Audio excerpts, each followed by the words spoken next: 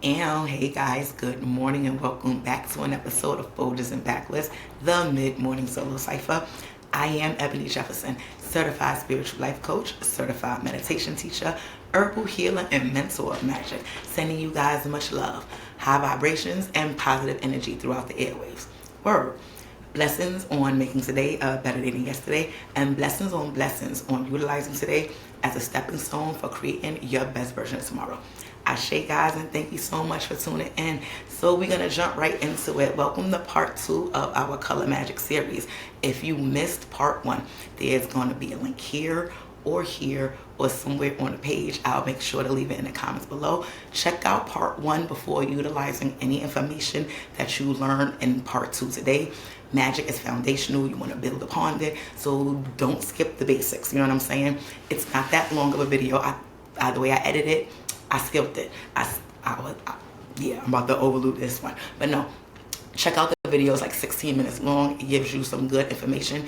And if you look in the comments of part 1 video, there's a link to a free color magic chart that I created.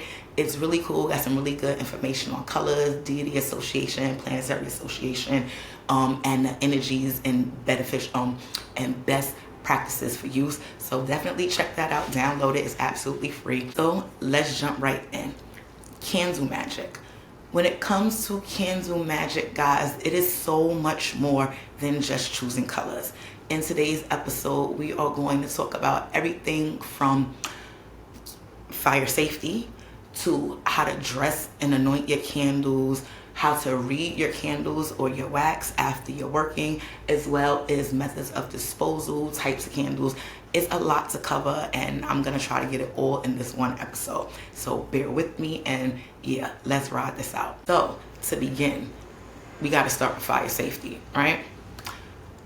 A fire extinguisher is ideal, not just for when you're practicing candle magic, but just for home safety regardless. Grease fires are not the same as like fires with paper or with materials like clothing and things like that. They have dual fire extinguishers that work for both. They have little teeny ones that's about this big, and they have really big ones like the fat ones that we see in schools and the fire departments and stuff like that. If you can get one for your home, get a little one for your car. Fire is alive.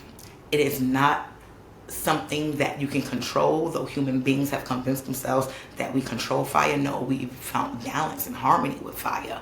We don't control fire. Fire breathes, it grows, it expands, and it destroys. Realistically, when we're talking about home, property, and people, it's devastating.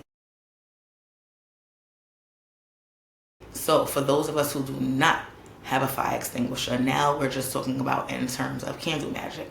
Practicing fire safety is first and foremost the most important part of candle magic, especially when you're practicing in your home, especially when you're practicing out in nature, especially when you're using fire. All jokes aside, guys, like, I can't express it enough. There are several ways to protect your work as well as your home in person when practicing candle magic. I personally love the idea and the usage of a bowl of water. Glass bowl, fill it halfway with water, place your candle in it before lighting, and bam. Yes, if you're using a freeform candle like this one here without a glass, a taper candle, you are going to lose some of the wax. If that's an issue for you, you want the candle to burn clear through, get a candle holder. Put the candle in the candle holder. You put the candle holder in the water. Let the water come up to the brim of the candle holder. That way, when the fire burns down, there is a barrier of water to protect the fire, to extinguish the fire, to make sure that if the candle is overdressed, we're going to talk about that the candle does not erupt and ignite. I personally like bowls of water, not to get too hard off the subject, because it incorporates 2 different elements, fire and water. Water can be used to amplify and to project. So do some research, do some meditation, play around with things, and see what works for you. Another great way to practice fire safety while doing candle magic, I love sands. It's the summertime right now in the States. go to the beach, take an empty plastic bag with you, grab some sand. Sand is a very good buffer to prevent fires from getting out of hand, especially again when you're using candles that are not in a glass. Even when you're using candles in a glass, that's a misconception I need to make sure I don't neglect to say. Just because you're using a glass Voltar or a Novella candle, that doesn't prevent it from bursting, depending on the energy of the candle. The candle, I've seen that. The candle can crack, the candle can break, the candle can actually burst. You know what I mean? There are a lot of things that come into play. Again, fire is alive. The first thing you need to do is respect the flame and protect it. Make sure that it has security so that way if it does get out of hand, it can put itself out. Sand is a really great way. You can cover the same way you do with the water. Make a sand pile, stick the candle in the sand. You can make a sand berry if you're using like I said, a Novella candle, a 7-day candle inside of a glass. You can cover around it with sand and make a buffer. That way if the candle does explode, remember the wax is extremely hot too. The wax, especially if you overdressed the candle, the wax is now extremely more flammable. No shade to anyone, because I am no stranger to Dollar Tree candles. That parfum wax is flammable. And again, as practitioners of magic, we're known for adding all kind of oils and flowers and resins and things that burn, that add to the heat. This can make a glass erupt. So sand is a really, really, really cool and inexpensive way to protect your candle magic and to prevent fires. Another way to prevent fires and to make sure that your candles are burning safely is to actually not leave the candle unattended. Now, if you're doing long acts of work, if you're doing magic that takes consistent days, you're running a 7-day spell, you're running a 21-day spell, things like that, and you do not want your candle, your flame, to be put out, and you don't have time to sit there and just watch it. That's not what I'm telling you to do. But not to leave it unattended means to be constantly checking on it. Do not leave your home with that candle burning in the room. You understand what I'm saying? If you have to leave your home and you feel it spiritually that the candle has to be working 24 hours a day, 7 days a week. This also goes for falling asleep. Because guess what? When you're asleep, you're not tending to the candle. You can peek on a candle all day while you're bopping around, listening to music, cleaning, cooking, dealing with your kids. But you can't while you're asleep. Place the candle in the sink. Place the candle in the bathtub. Place the candle in a cooking pot and add water to it. You have to be mindful that not only is it a flame burning with oils and other flammable objects, it's energy infused. We're going to talk about how we bless and anoint and infuse our energy with candles so that way our will is being carried in the flame, in the smoke, in the transmutation of the wax dissolving, right? This candle has a lot going on. These candles, our candles, have a lot going on when we work them properly. So safety is always number one.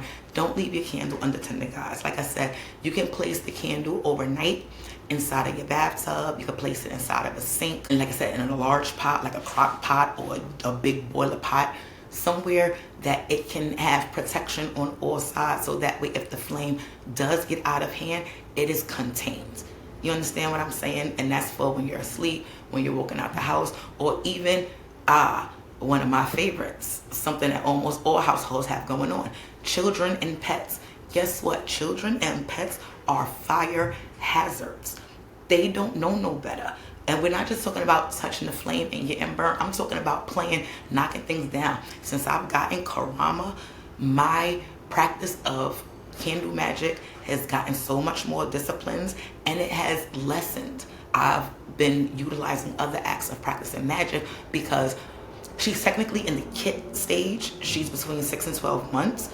But yo, baby cats are Tyrannosaurus Rexes in a fuzzball form. She is a terrorist, and I love her dearly, and it's so entertaining to watch. Like when I say she zip, zip, zip, and it's her first summertime, you know what I mean? So she's seeing things that she's never saw before. insects are coming into the house, and you know what I mean, all kinds of bugs and birds are flying past my window, and she's insane, she's zipping and she's running and she's this and she's that.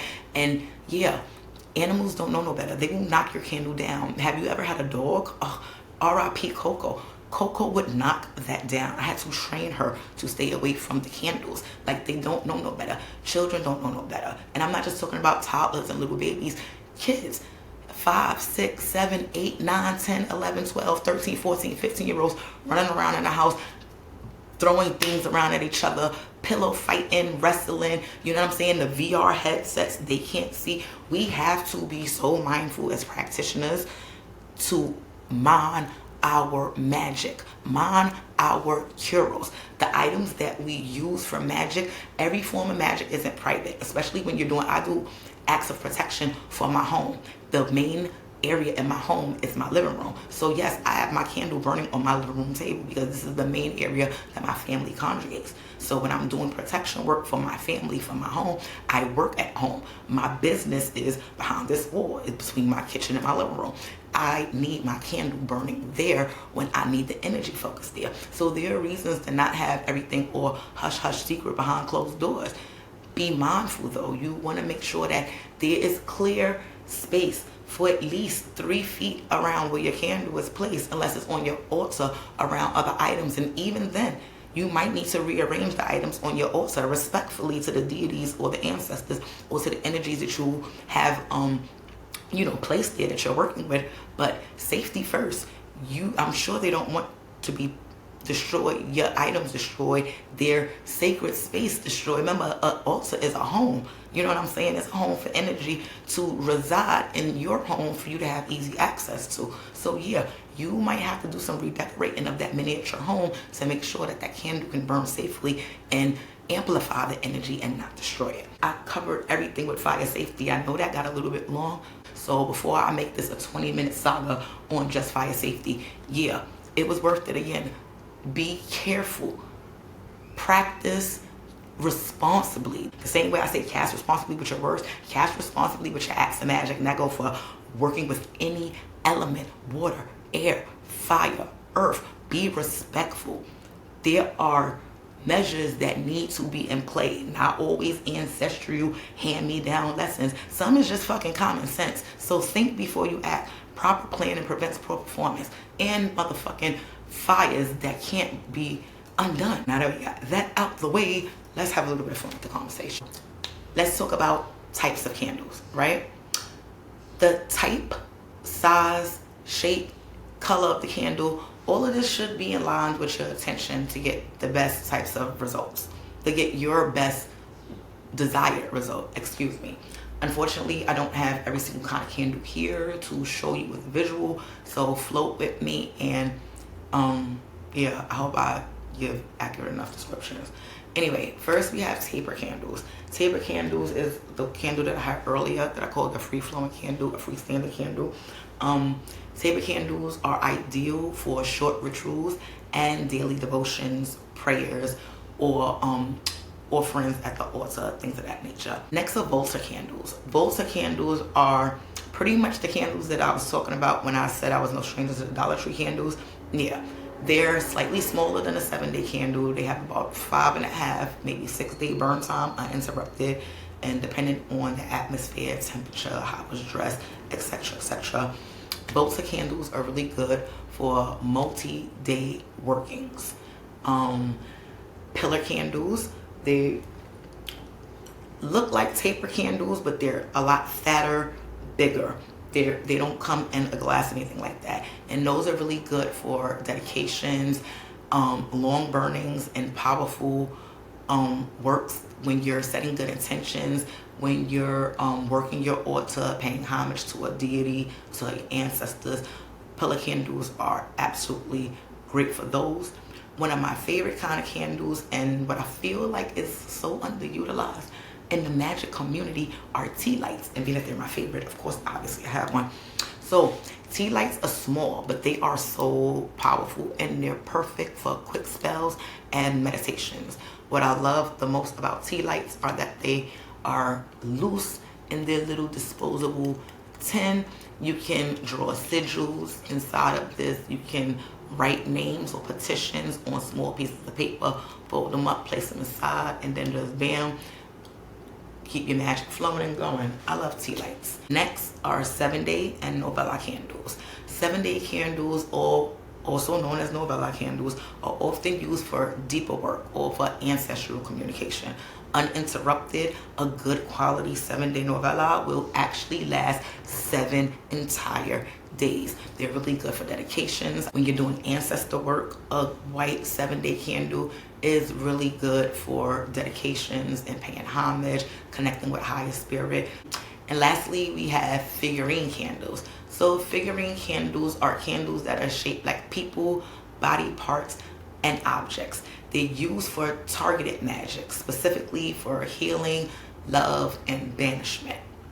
Other things too, but we're not going to get into that. Combining the right type of candle with the right color for the candle, again, if you have not watched part 1, see part 1, allows you and your magic to flow and connect on a deeper level with your intention and with the signals that you're sending to the universe, to the deities, to whatever influence that your magic is working with. We're finally here, right? Candle dressings and anointing. So when it comes to anointing a candle, first I highly suggest washing your candles first. And yes, that even goes for Volta 7-day and novella candles that are encased in glass. Energy is a real thing. It's transferable. You have no idea who made the candle, or even when you know who made, well, if you're ordering a specifically dressed candle, you don't want to wash it because you're going to take everything off. But when you're buying candles from Dollar Tree, when you're buying them off the shelf at the Botanica, if you did not make the candle yourself, or the candle was not prepared by a trusted spiritualist, wash the candle off. You can add some Florida water into a bowl of water, some sea salt, some pink Himalayan salt if you're working with love. You can add a little bit of vinegar, whatever works with you. You can even add a dab of bleach on ammonia inside of the water. And yeah, you just want to wash the candle off first. You want to get off any energy that is attached to it and not in aligned with what you're about to work with. Once your candle is washed and dried, you can take the oil of your choosing, the oil that best resonates with the intention that you are conjuring. If you do not have a specific oil, if your money is not right, if you cannot find the oil, personal favorites that I like are olive oil, grapeseed oil. Palm oil is not an everyday oil in people's houses, and is usually used for when you're working with ancestors or deities. But palm oil works really well. And good quality soybean oil. Now, why I'm saying good quality, because Crisco is technically soybean oil, but it's extra ultra processed. If you can find good quality soybean oil, I found some at, I think it was Trader Joe's or Whole Foods. I don't remember, but the energy that it had on it was very clean, very, very easily programmable. It didn't give me distortion or things like that. But shit, when all else fails, don't get me to lying. I've dressed a candle with Crisco before. Listen, you got to do what you got to do. At the end of the day, your intention is your magic. But the Curos don't have magic. That's why you're infusing them. That's why we're anointing them. We're connecting with them. We're putting parts of ourselves, parts of our power, parts of our magic into these things, so that way they can work with us in alignment and amplify and help us attract what we're working with. So with that being said, don't ever limit yourself to the items that you have on hand. Use those. They're you. They're a part of your power. Once you give them power, once you program them, they're at your will anyway. So I don't know if I put the candle down. I still need it. So when it comes to actually applying the oil and anointing the candle, like I said, after you wash it and it's dried, I like to take a moment and just hold on to it. I like to talk to it. I like to infuse it with my energy via my eyes, visualization, stare at it. I often like to enchant the candle via carving, whether it's carving a name, an intention, a sigil, or a sign. You can get creative with your candle. I absolutely love to take, it's a wood wielder for like chipping and stuff, but that's what it was made for, but I use it because it has the right kind of tip. And yeah, you can write names in the candle. You can write whole dedications if you're penmanship is neat enough and small enough, you can get it all in the candle. But feel free and definitely play with the idea of scribing in your candle. That's what it's called. Sorry. Scribe your candle. Afterwards, you can anoint your candle with your oils. Now, this is where a little bit of skill comes in, because depending on what your intention is dependent on how you want to hold it. When you are bringing things into you, when you are anointing a candle to attract something, right, to bring something to you or to a client, you want to have the wick. The wick is the head or the ori of the candle. This is where the flame comes, where the energy is coming and going from. You want the wick to face you or to face upward, depending on what resonates and what specifically you're working with. Listen to your higher self. I always say proper planning prevents poor performance. Draw a card, meditate on your intention. You should have done that anyway before you were doing your candle magic, and whatever instructions came to you, that's what you follow. The typical practice though is to anoint the candle with the wick facing you, which means the oil will be applied from the bottom, whether you're letting it slide. No, I'm not going to open this because I'm not dressing a black candle with Jezebel root. That just don't go together. They just happen to be what I have. So yeah, you want to anoint the candle carefully and allow the oil to slide downward with your hands. You want to pull the oil downward and to you. I'm really good for extending visualization. See it coming into you. Try to connect it with you. If it's something that you're projecting outward, it would be the same way. Pull the candle, the oil up the candle this way. Obviously, if you're doing protection spell, banishing work, you're trying to keep a motherfucker away from you, you want to do it the opposite way. You want to have the oil going down the candle with the wick facing away from you, right? Same thing for when you're ridding yourself from something. You want to get it away from you. So you're dressing the candle accordingly. You're pulling the oil accordingly. I have a bunch of herbs, but again, being that I'm not going to actually dress a candle, I didn't want to waste my good herbs showing you guys. But basically, after you crush up your herbs and your resin and your mortar or pestle, or run it through a food processor if you have to, but you do want to have to kind of grind them up a little bit to prevent fires. Dried herbs are flammable. Dried flowers are flammable. Resins are flammable. But once you do that, some people just sprinkle onto the candle, turning clockwise for positive attraction energy, counterclockwise for banishing or negative energy. If you're going to use a plate or some kind of dish to, I don't want to mess the, I just realized that was the keyboard.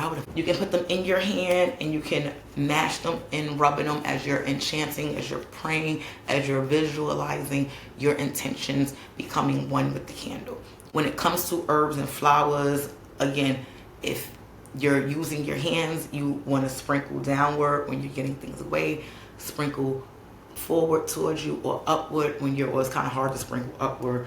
But when you're anointing, tea light candles can be anointed as well. Don't sleep on them. Besides putting things on underneath, you can scribe right on top of the face, and you can don't overdress. I'm about to explain in detail why. I'm so passionate about that because I've actually ruined candles, spells, and damn near caused a fire. So excuse me how passionate I am about fire safety and overdressing candles. But you live and you learn, and when you learn, you teach. At least that's what we should be doing.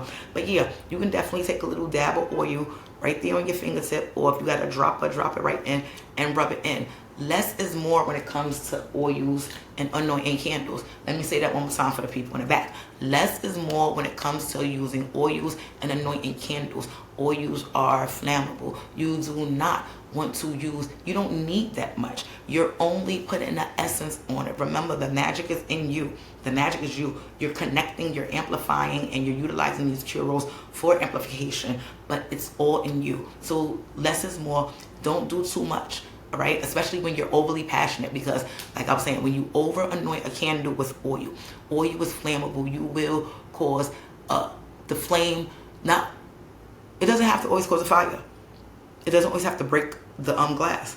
You can get an improper read because your flame is tremendous, and you're thinking, oh, the spirits are talking to me, they're receiving me. No, you're about to fucking cause a fire. The candle is popping and it's snapping, and the flame is this wide and this high, but the candle is this big. That's not the response you're looking for. You probably did something wrong, and you're not going to get the right read. Afterwards, if you use the Voltol or a Novella, the glass is going to be all full of soot. You're not going to get the proper read. You're going to think you have to redo it again, and now you're messing with, and you know, it can get to be a lot. So practice makes perfect. If you've overdressed the candle, you understand the passion behind this. If you've ever caused a fire, you understand the passion behind this. But just be careful, guys. And like I said, less is always more. Droppers are the absolute best thing in the world. I have made them my best friend when it comes to dressing candles. 2 to 3 drops. When I'm dealing with money and completions, I might do 5. Other than that, unless I'm working with Yamaya or Lakshmi, I don't go higher than that, because it might be overdressing. And then even when I do that, something I didn't even think to mention in this. If you feel like you have overdressed the candle, allow the candle to sit and dry for a few days. If your timing depends on the candle right then and there, you might have to sit and watch the candle burn the entire time to keep things at a minimum and make sure that it's going to burn as safely as possible. You want the best results from your spell work, guys. And overdressing a candle to get that big retarded flame is not a guarantee. Yes, it's not a guaranteed connection with anybody or anything. So less is more. Dress your candles properly. Practice candle magic responsibly. So once your candle is dressed, anointed properly, your ritual is in full wave, you want to take some time to observe the candle. Now, I mentioned that some workings are long lasting. They take 7 days. Some of them are going to be burning over 24 hours. You cannot watch the candle the entire time. Sometimes it's not necessary to watch the candle the entire time. Most times, right? This is life. I don't practice a set it and forget it method with magic, but I also don't stalk my magic, right? I believe in divine time, and I believe in free flow. So once it's going, and I trust what I did. But the first few minutes of me lighting the candle, I sit there and I meditate, and I now connect with the flame. The flame itself is a living entity. It's fire, right? It's the element of fire. It is transmutation. It is passion. It is energy. And you want to sit there and you want to watch the flame for a minute. You want to connect with the flame for a minute. And personally, it's been my, I don't know, was it practice, belief, understanding, but what works for me and what has always worked for me since I've started practicing candle magic is that first few minutes that the candle is lit is where the connection actually happens. Not only with the connection between me and the candle, but the connection between the magic and the universe. Meaning that I always get my answer within the first 8 to 10 minutes of lighting the candle, if even that long. And it's through reading the flame that I determine that, right? So when you have a strong, tall flame, right, that represents high energy and usually is a good indication that your spell is working. A flickering flame is normally associated with spirits or ancestors present, or an ancestor's presence. I've been biting my tongue all morning. Oh, it's gonna be swollen if I don't chill. Excuse me. A flickering flame is often associated with a spirit or ancestor's presence during a spell work. It can also be an indication that there's an interference or that the energy is shifting and changing. That doesn't mean that it's working or that it's not working. Doesn't necessarily mean that there's an interference from an outside energy. It could be an interference within, right? Double casting. Gotta check that video out too. Hopefully I could link the link somewhere. I don't even know if that's on, it is on YouTube. Yeah, I'm trying to link that somewhere around here too. But popping and cracking. Now, if you did not overdress your candle, popping and cracking usually means that you're making communication in terms of if you're working a spell, trying to communicate with a deity or spirit, or it can mean resistance. Now, popping and cracking in the terms of resistance usually means from an outside force. You, especially if you're doing baneful work or you're targeting the person, they might be divinely protected. They might be having work done on their end for protection or against you, and the energies are clashing.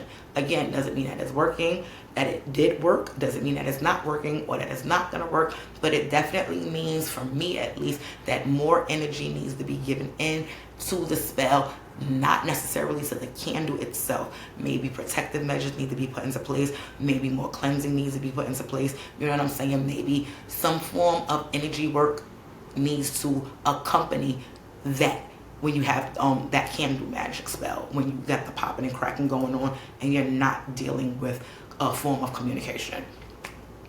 Low and weak flames usually indicate blockages or slow movement with your spell.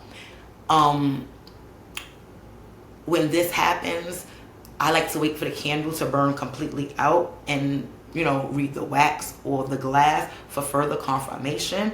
But yeah, the same way that with the popping and cracking, that you might want to put more types of energy work into play to strengthen your spell because of resistance.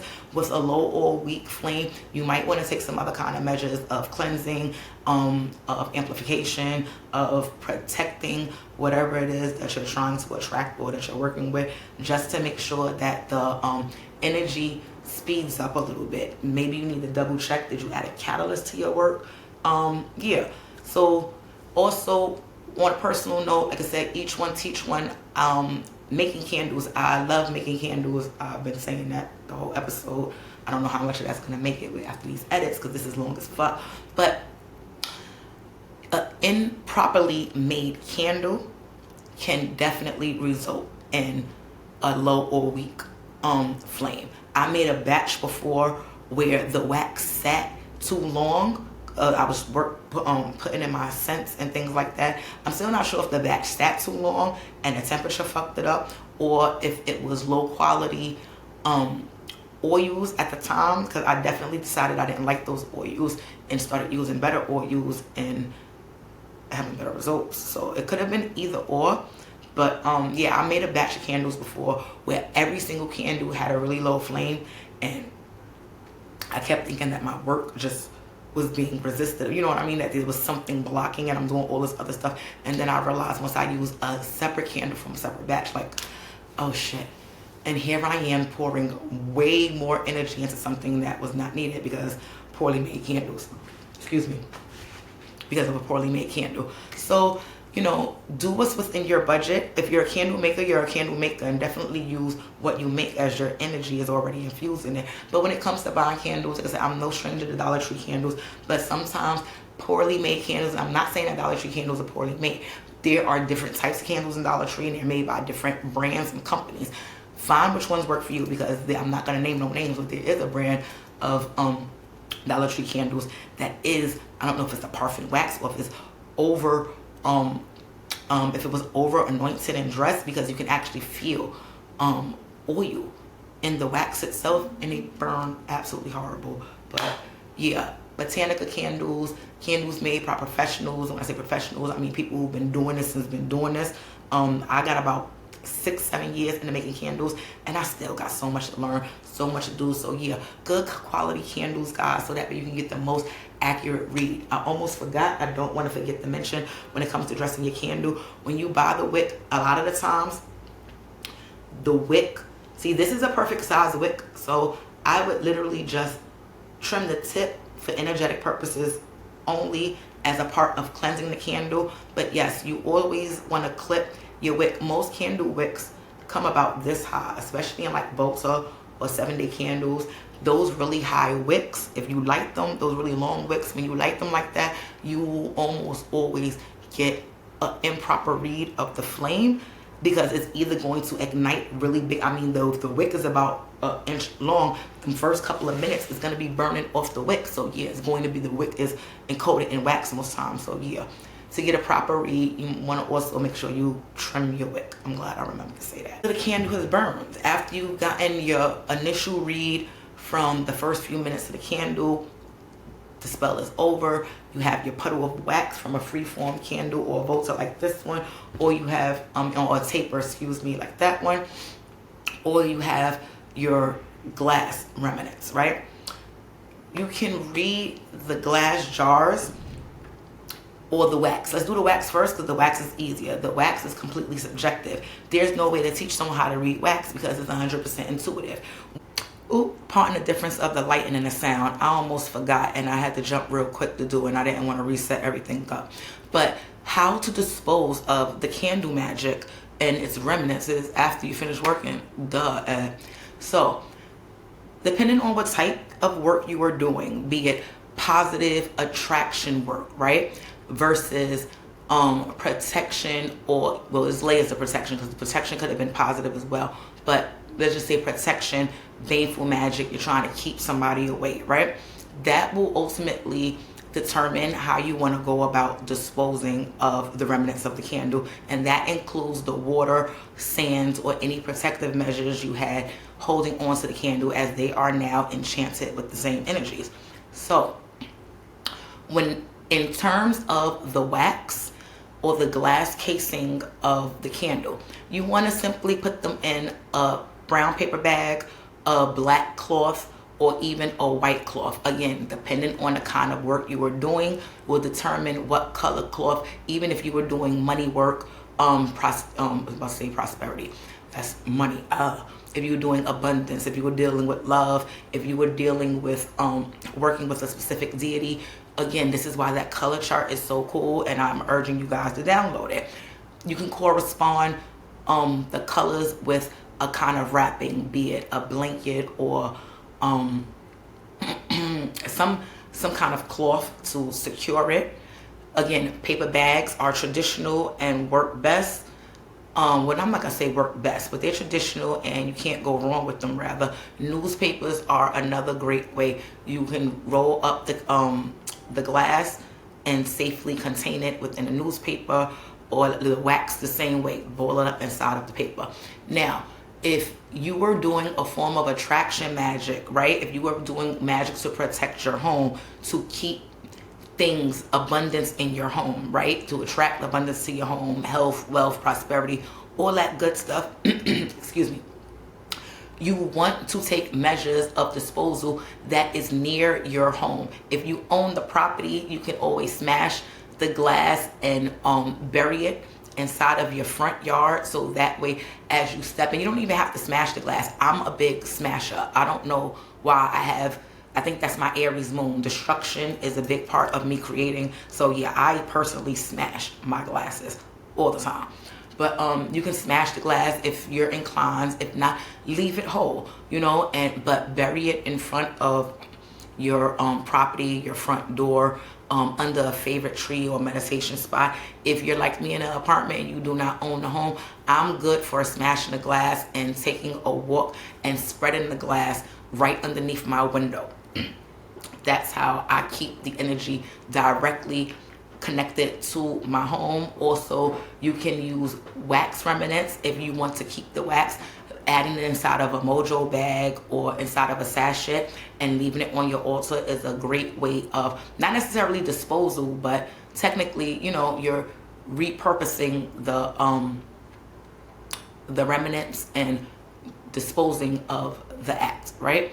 And when it comes to baneful magic, when it comes to anything you do not want near you, right? If you were working a spell to keep somebody away from you, if you were doing protective measures for your home to keep negativity away, you want the remnants of that working to be away from your home. If you own your property, if you have a back door, exit out. You could do the same method, put it in a paper bag, put it in a newspaper, put black is protective, black is shielding, wrap it up in black. I wouldn't wrap it up in white or something that amplifies. Check the color chart, see how it works. But definitely black, the paper bag, or the newspaper. Let's just leave it like that for now, right? If you have the ability to exit out of a back door, exit out of your back door. That includes apartment buildings too. A lot of apartment buildings have a fire exit or a back door that leads to the back of the property. Exit out the back of the property, right? Now, with that being said, you want to take it away from your property. Even if you live in a dwelling, a apartment, a home that only has a front door, when you walk out your home, you want to walk out of your home towards the street and you want to make a left. I don't know where that's going to take you personally, but make a left. Go to the edge of the corner, keep going till you get to the back of where your home is via the route of left. You want to dispose of it in a garbage. I'm thinking, yeah, I said that right. I was thinking about the water for a second. I'm explaining that. You want to dispose of it inside of a garbage, inside of some form of sanitation where it's going to be removed, but it's not going to cross your apartment again. It's not going to cross your home again. If you have the luxury, if you were working with a crossroad deity or specific deities that have connections to train tracks, you want to take it via the left to the train track. If you were working with deities that have connections to the train track and it was a positive energy, but you still want to give the remnants to the deity for stronger connection, you want to take a path to leading right. A path out your home going right towards the train tracks. Even if that means you got to go right then double back because it was towards the left. But when you leave out your house, exit towards the right. And then once you cross the street or drive on, however you're going to get to where you're going, just make sure you hit right first. You understand what I'm saying? The water, the same thing with the sand. If with the water, you want to put it in a container, closed container, something with a lid, so that way the energy isn't just spewing out and you don't spill it as you're walking. You want to take the same route, left if you're get rid of it from your home, right if you're going to keep it. Now, if you're keeping it and you own your home, or like how I said with the glass, how I put it underneath my window, you can definitely water the grass on your property, the grass around your home. You know what I mean? And that's a great way to dispose of the water when it's something, an energy that you're trying to keep around your house. When it's an energy you want to get away from you want to leave your house, you want to go via the route of left, and you want to pour it down a drain. If you were working with a deity that is an element of water, no matter what deity, if you're going to a sacred space, be it a tree, a crossroads, a railroad, a river or ocean, if you're keeping it, go right. If you're keeping the energy with you, if you want it to be something that you want to be attached to you, utilize the route of right. If it's something that you want to get rid of, utilize the route of left. I hope that made sense. I hope this came through clearly. Again, I'm sorry. I was in the process of editing and I realized that I never added this part in. So, and I think I pretty much covered everything I wanted to cover. Candle magic, guys, is absolutely a powerful, a beautiful, and such a fun, fabulous way to work your magic and to create with deities. Candle magic brings together all four elements when you really think about it. Fire and the flame, air and the smoke, earth and the wax and the herbs, and water and the bowls that you use for protection, or even the emotions that you pour out when you're anointing and blessing your candles, right? When used with intention and care, it becomes a sacred act of transformation. So I hope this resonates. I hope it finds what it needs to find, when it needs to find you. That should be after watching part 1. I'm going to link that link down below just in case. But seriously, I hope this helps. I hope this info is useful and beneficial for your magical journey and creating your best version of life for self. If y'all like the whole idea of a series, let me know. I'm thinking about adding a part 3 where we talk more about herbs, the types of herbs, and how to utilize them is more than just candle dressings and your everyday magic and spiritual practices. So let me know in the comments if y'all like that. I took up enough for y'all time. I'm gonna shut up now. Thank you guys so much for tuning in. As always, important, I'm sending guys. I wish you guys much love, much ashe, and namaste. Deuces. Later, guys.